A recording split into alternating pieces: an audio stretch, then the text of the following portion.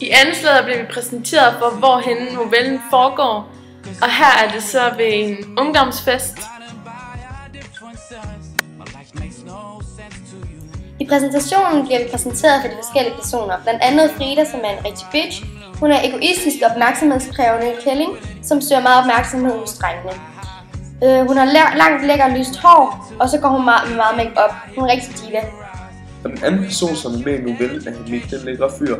Hamid han er en meget flot fyr, som har styr på sin tøjstil og sit udseende. Han er en meget flink person, der har hjertet på det rette sted, som alle piger skal have. Og den sidste person i novellen er Maria den kiksede, og hun er altid meget uskyldig og genert og en meget stille pige. Og så ligner hun altid en, der er træt af at skide.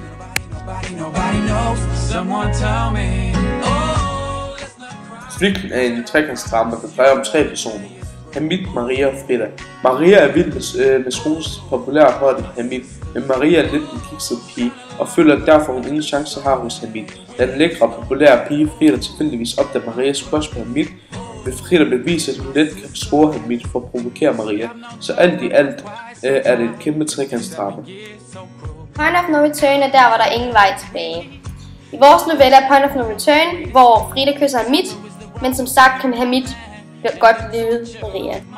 Konfliktoptrapningen i vores novelle er der, hvor Maria begynder at græde, fordi Hamid vælger Frida, og så fordi Maria hun godt kan lide Hamid, og så er det meget frustrerende for hende, hun tør ikke sige noget til Hamid.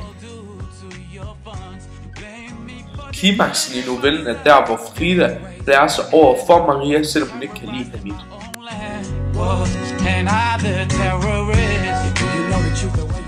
Dog ender udtoningen lykkeligt, da Hamid har hjertet på sit rette sted og vælger Maria frem for Frida.